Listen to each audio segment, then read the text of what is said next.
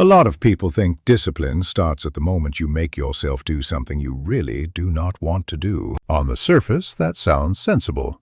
It even sounds responsible.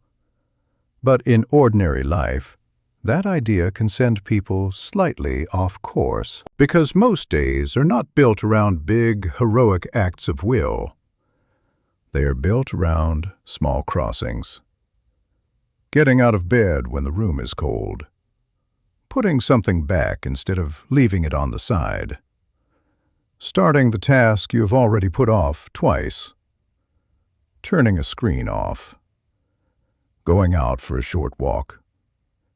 Sitting down for 10 quiet minutes of work before your mind begins offering you 10 reasons to do it later. And in moments like that, motivation is not much use. It comes and goes far too easily.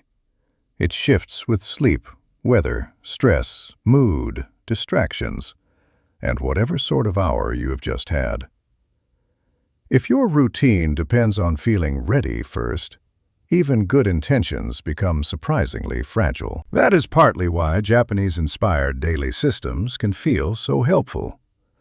Not because they ask for superhuman willpower, and not because there is anything mystical going on, but because so many of them are built around rhythm, repetition, and environment. They ask a simpler question, not, how do I become a more driven person? But, how do I make the next good action easier to repeat? That is a different question altogether, and usually it leads somewhere more useful. So here are 5 Japanese habits that can help you build discipline without sitting around waiting for motivation to show up. The first is to begin before you feel ready, but begin on a very small scale. A lot of people know the word Kaizen by now. It is usually translated as continuous improvement, but in daily life, one of its most useful forms is much quieter than that. It suggests that progress does not have to arrive as some grand effort. It can begin with a small adjustment you can actually live with. People often struggle with discipline because they make the first step far too ambitious. They decide they are going to wake up an hour earlier, reorganize the entire house, exercise 6 days a week, cook every meal properly, and finally become the sort of person who stays on top of life. Then by Tuesday, that version of them has quietly gone missing. Not because they are lazy, more often because the entry point asked too much. The body resists sudden change. The mind resists anything that feels like a complete identity rewrite. And most people already have enough going on without adding a private boot camp on top of it. A Kaizen approach is gentler and, in practice, often more effective. It says, make the habit smaller until the resistance begins to drop. If you want to read more, read 1 page at the same time each evening. If you want a tidier home, reset 1 surface before bed. If you want to exercise more consistently, do 5 minutes while the kettle is boiling in the morning. Not an ideal routine, not an impressive one. Just something you are genuinely likely to repeat. That matters because discipline is not really formed when you think about the habit, or talk about it, or plan it beautifully. It is formed when starting no longer feels like an event. Once a behavior stops feeling significant, it has a much better chance of becoming part of the day. The second habit is using ritual to take some of the decision-making out of it. One of the quiet drains on discipline is not the task itself. It is having to decide again and again whether you are going to do it. That internal negotiation wears people down. You do not simply do the thing, you think about it, delay it, reopen the question, then carry it around in the background.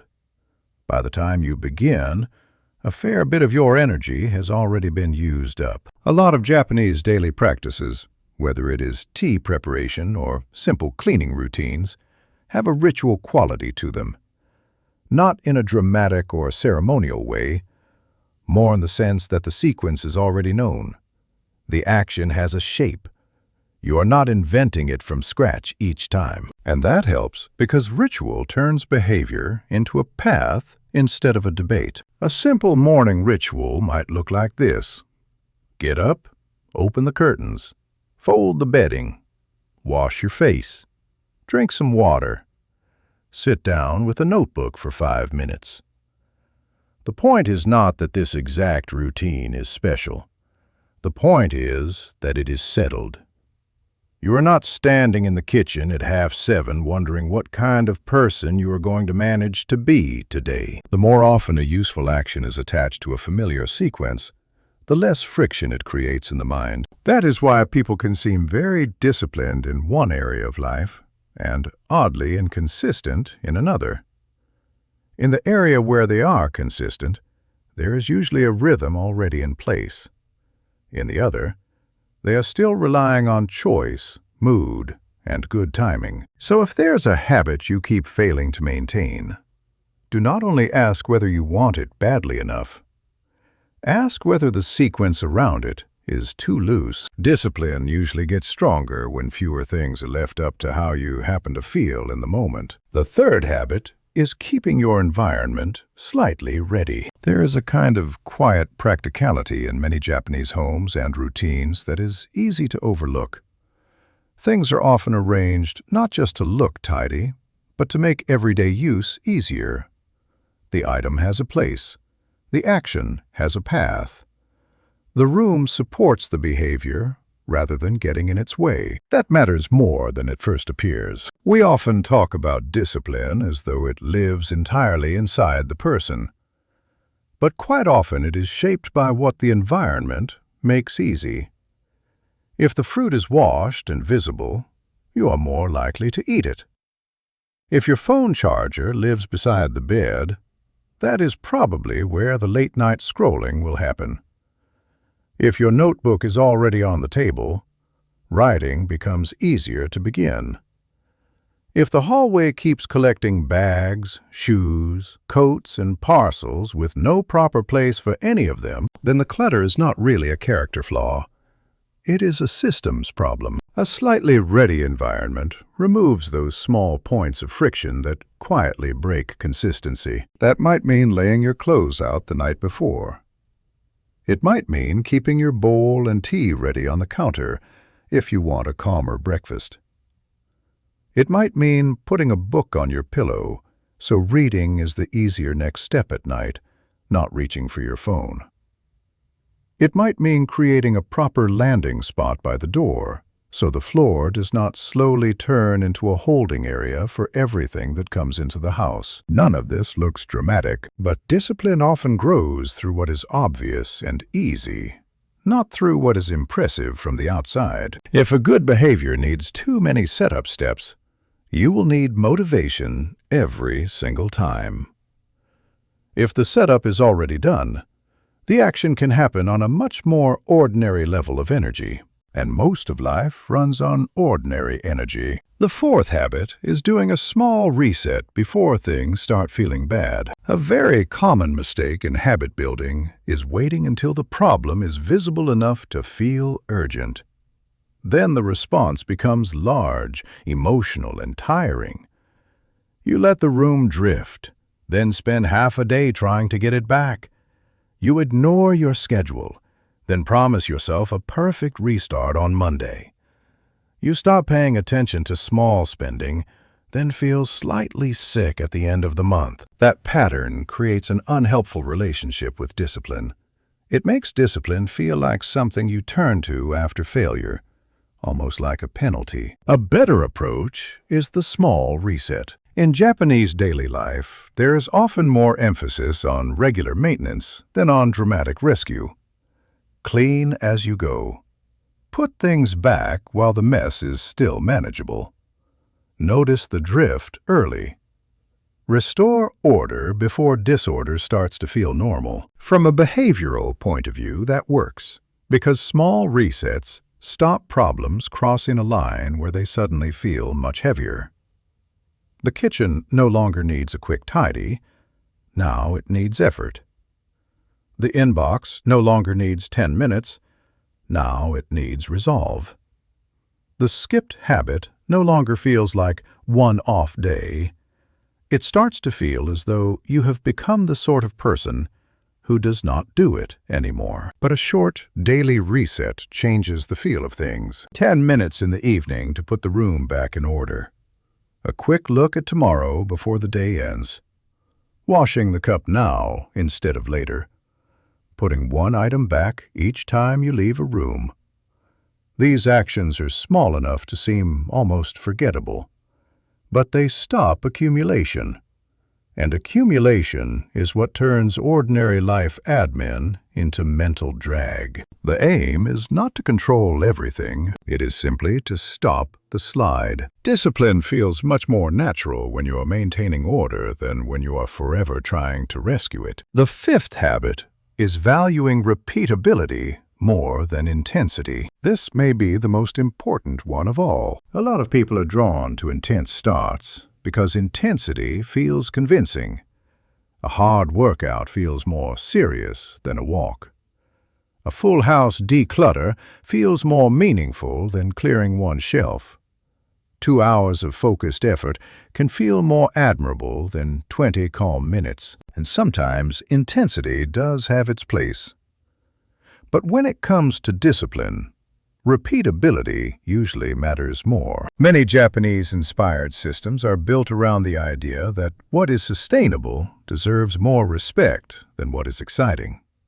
A modest action that fits inside real life will often do more for you than a bigger action that keeps collapsing after 3 days. That means choosing a version of the habit that can survive tired Tuesdays, busy Thursdays, and flat, low-energy Sundays. Can you still do it on a normal day? Not just a good one. That is the real question. If your routine only works when you are well-rested, focused, and feeling strangely hopeful, then it is not really a routine yet. It is more like a performance that depends on the right conditions. Repeatability asks for a little less ego. It is less dramatic, less satisfying to announce, but it is far more useful. You do not need to keep proving that you can do a lot in one burst. You need some evidence that you can keep coming back. That might mean writing for 15 minutes instead of waiting for a free afternoon. It might mean doing a shorter tidy every day instead of one enormous clean at the weekend. It might mean setting up a small automatic saving habit rather than promising yourself you will become financially disciplined through effort alone. When an action is repeatable, it starts shaping identity quietly. You become someone who resets the kitchen, someone who goes for a walk after dinner, someone who sits down with the notebook, someone who deals with things while they are still small. And that really is what discipline tends to look like in real life. Not a person straining all the time. Not someone endlessly trying to overpower themselves.